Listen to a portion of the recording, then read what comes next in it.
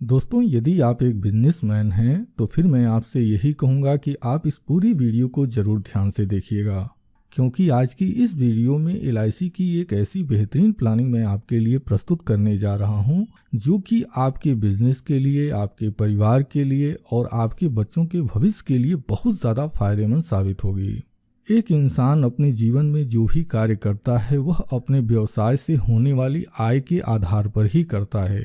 यदि आप बैंक में सेविंग करना चाहते हैं, यदि आप म्यूचुअल फंड में निवेश करना चाहते हैं, यदि आप कोई प्रॉपर्टी खरीदना चाहते हैं, यदि आप अपने बच्चों को पढ़ाना चाहते हैं, यदि आप अपने बिटिया की शादी के लिए प्रबंध करना चाहते हैं, तो यह सारी चीज़ें आपके व्यवसाय और उस व्यवसाय से होने वाली आय के ऊपर ही निर्भर करता है। और एलआईसी की यह जो बिजनेस प्रोटेक्शन प्लानिंग है, यह आपके बिजनेस की सुरक्षा के लिए बहुत ज़्यादा फायदेमंद साबित होगी। तो आइए अब हम समझते हैं कि एलआईसी की यह जो बिजनेस प्रोटेक्शन प्लानिंग है, इससे क्या लाभ होता है। दोस्तों, एलआईसी की यह जो बिजनेस प्रोटेक्शन प्लानिंग है, दो तरह का लाभ प्रदान करती है।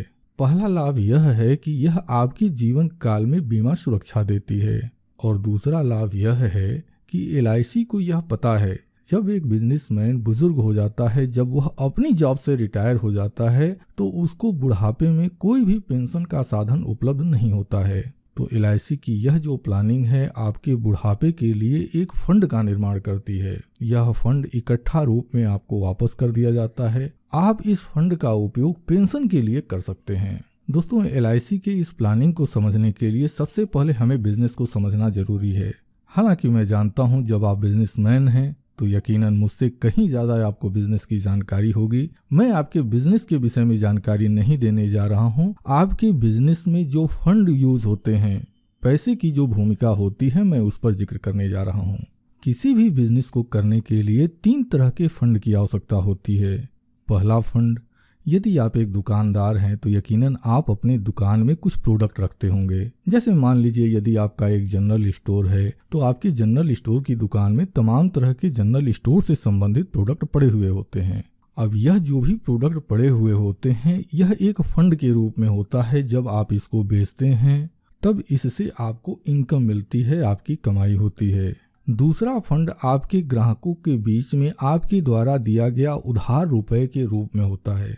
मुझे यकीन है कि हर बिजनेस में कुछ न कुछ उधारी का धंधा होता ही होता है। तो यकीनन आपके पास भी कुछ ऐसे ग्राहक जरूर होंगे जो आपसे सामान खरीद कर लेकर जाते होंगे, लेकिन पैसे का भुगतान कुछ दिनों के बाद या 1 महीने के बाद जब उनको पेमेंट मिलता है तब वो करते हैं। इसके बाद आपका बिजनेस प्रभावित न हो, इसके लिए आपके गल्ले में या फिर आपके सेफ में कुछ न कुछ पैसे जरूर पड़े हुए होते हैं। यानी कि किसी भी बिजनेस को सुचारू रूप से चलाने के लिए यह 3 तरह के फंड की आवश्यकता होती है, और आपको इन तीनों ही तरह के फंड को मेंटेन करना बहुत ज़्यादा जरूरी हो जाता है। अब दोस्तों, किसी भी बिजनेस को करते समय यदि बिजनेसमैन के साथ कोई कैजुअलिटी हो जाती है, उदाहरण के तौर पर हम यह मान लेते हैं कि यदि बिजनेसमैन किसी दुर्घटना का शिकार हो जाता है, तो इसका बहुत बुरा प्रभाव आपके बिजनेस पर पड़ता है। सबसे पहला जो तात्कालिक प्रभाव कहा जाए वह यह हो सकता है, सपोज दैट मान लीजिए कोई बिजनेसमैन है, उसका एक्सीडेंट हो गया, तो उसके जो परिवार के सदस्य होंगे, उसके हित मित्र होंगे, वह उसको हॉस्पिटल में एडमिट कराते हैं। अब एडमिट कराने के दौरान ही तत्काल, देखिए, हर व्यक्ति अपने भविष्य को सुरक्षित करने के लिए कुछ पैसे बैंक में, पोस्ट ऑफिस में और दूसरी जगह पर सेव करता रहता है। लेकिन कुछ पैसे तो ऐसे होते हैं जिसको कि तत्काल कैश किया जा सकता है, कुछ पैसे ऐसे होते हैं कि जिसको तत्काल कैश नहीं किया जा सकता। जैसे में सेविंग अकाउंट, आज की डेट में तो तमाम माध्यम हैं, आप एटीएम के थ्रू, इंटरनेट बैंकिंग के थ्रू आप पैसे को तत्काल कैश कर सकते हैं। अब जब किसी परिवार का कोई सदस्य एक्सीडेंट हो गया है और उसका इलाज कराना होता है, तो परिवार के सदस्य सबसे पहले ऐसे पैसे को कैश करते हैं, ऐसे पैसे को निकालते हैं जो कि आसानी से उनके हाथ में आ जाता है, और इस पैसे का उपयोग वह जो परिवार के सदस्य हैं उस व्यक्ति के जीवन को बचाने के लिए करते हैं। यह सबसे पहला और सबसे विकट असर जो है बिजनेस के लिए पड़ता है। दूसरा जो होता है वह होता है लॉन्ग टर्म इफेक्ट। हर व्यक्ति अपनी किसी न किसी जरूरत को पूरा करने के लिए सेविंग करता है। जैसे मान लीजिए कि आपने म्यूचुअल फंड में निवेश किया है या फिर प्रॉपर्टी में आपने निवेश किया है। आप सोचते हैं कि जब हमारी बिटिया बड़ी हो जाएगी तो यह म्यूचुअल फंड या जो प्रॉपर्टी है हम इसको सेल कर देंगे और इससे जो हमको बेनिफिट होगा उसके जरिए हम अपनी बिटिया की शादी कर देंगे या फिर हम अपने बच्चे के लिए एक नया बिजनेस शुरू कर देंगे।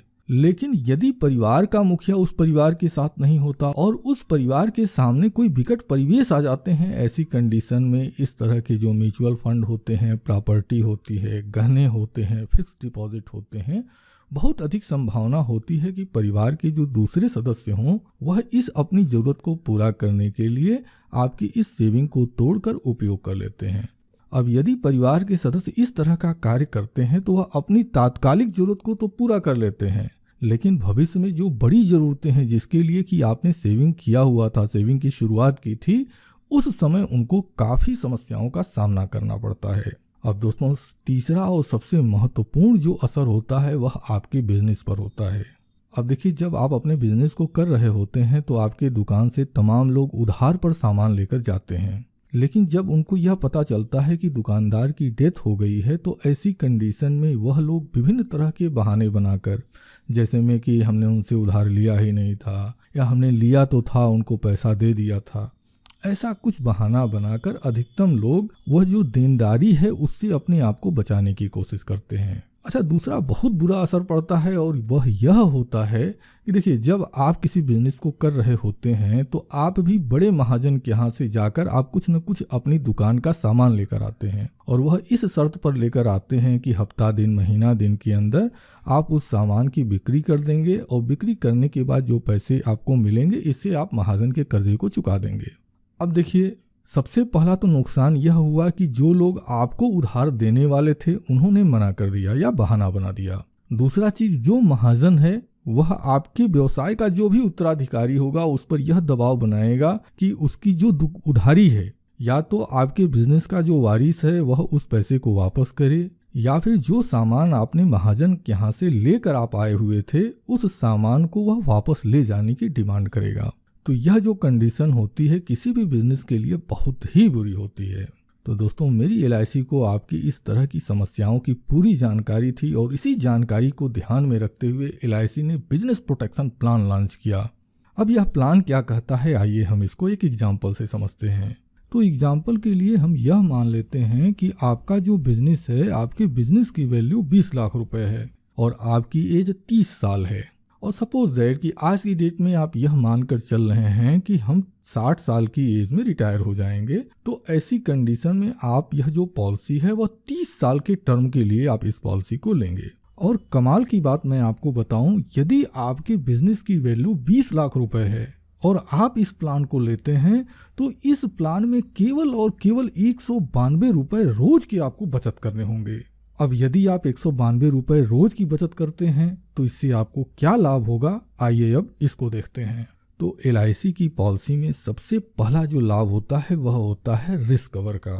जैसे मान लीजिए 30 साल की एज में आपने इस प्लानिंग को ले लिया और पहले साल ही अगर कोई कैजुअलिटी हो गई, अगर डेथ हो गई, तो ऐसी कंडीशन में 40,90,000 रुपए का भुगतान LIC इमीडिएट कर देगी।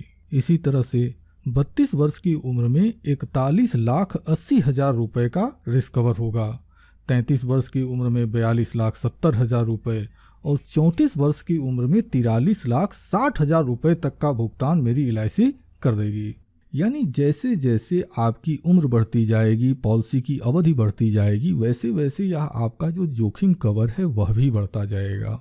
LIC को यह भी पता है कि हमारे बिजनेसमैन को समय समय पर पैसों की आवश्यकता पड़ती है, तो LIC ने इसमें यह भी व्यवस्था बनाया है कि आप अपनी इस पॉलिसी के ऊपर ही जब भी कभी आपको जरूरत समझ में आती है आप लोन के लिए अप्लाई कर सकते हैं और आप इस पॉलिसी से लोन ले सकते हैं।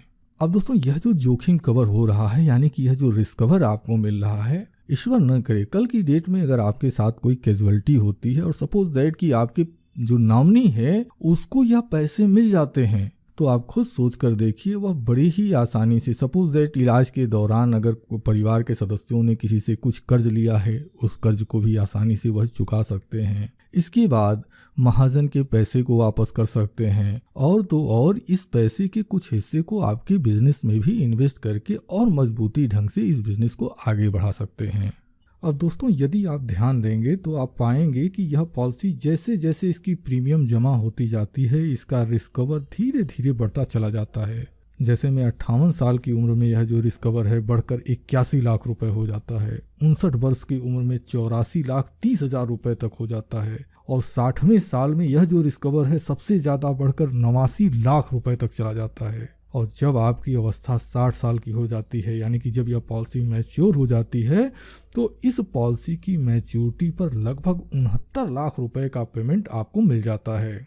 आप इस पैसे का उपयोग, अगर आपको ज़रूरत समझ में आती है आप इस पूरे पैसे को ले लीजिए, और अगर ज़रूरत समझ में नहीं आती है तो इस पैसे को आप अपने रिटायरमेंट फंड के रूप में उपयोग कर सकते हैं। यदि आप चाहें तो आप LIC के ही पेंशन प्लान में इसको कन्वर्ट कर सकते हैं। हाँ, यह अलग बात है कि यह जो पैसे हैं जब आप इसको कन्वर्ट करेंगे उसी समय यह निर्धारित होगा कि यह जो पैसे आप कन्वर्ट कर रहे हैं इससे आपको कितना पेंशन मिलेगा, यह उसी समय डिसाइड होगा। तो दोस्तों मुझे पूरा भरोसा है कि यह जो प्लानिंग है आपको पसंद आ रही होगी, तो फिर देरी किस बात की है। देखिए LIC की पॉलिसी की जो प्रीमियम होती है वह अलग अलग उम्र में अलग अलग होती है। ठीक इसी तरह से अलग अलग लोगों के जो बिजनेस हैं वह बिजनेस अलग अलग अमाउंट के हो सकते हैं। उदाहरण के लिए कोई बिजनेस 5 लाख रुपए का हो सकता है, तो कोई 25 लाख का हो सकता है, कोई 50 लाख का हो सकता है, तो कोई 2 से 5 करोड़ का भी हो सकता है। तो आप अपने लिए अगर इस प्लानिंग को समझना चाहते हैं तो देखिए स्क्रीन पर LIC एजेंट की पूरी जानकारी दी गई है। आप इनके मोबाइल नंबर पर कॉल करके या फिर ईमेल ID पर मेल के जरिए आप इनसे संपर्क कर सकते हैं, और आप इस प्लानिंग को समझने के लिए आप इन्हें बुला सकते हैं। दोस्तों मैं उम्मीद करता हूं कि इस वीडियो में जो जानकारी मैंने आपको दी है यह जानकारी आपके लिए उपयोगी रही होगी। तो दोस्तों इसी शुभकामना के साथ कि आप और आपका पूरा परिवार खुशहाल हो, स्वस्थ हो और आपका आर्थिक भविष्य समृद्ध होता रहे, इसी शुभकामना के साथ मैं अपनी इस वीडियो को समाप्त करता हूं। आपने अपना कीमती समय हमें दिया है, इसके लिए मैं आपका दिल से आभारी हूं। धन्यवाद। Thank you very much.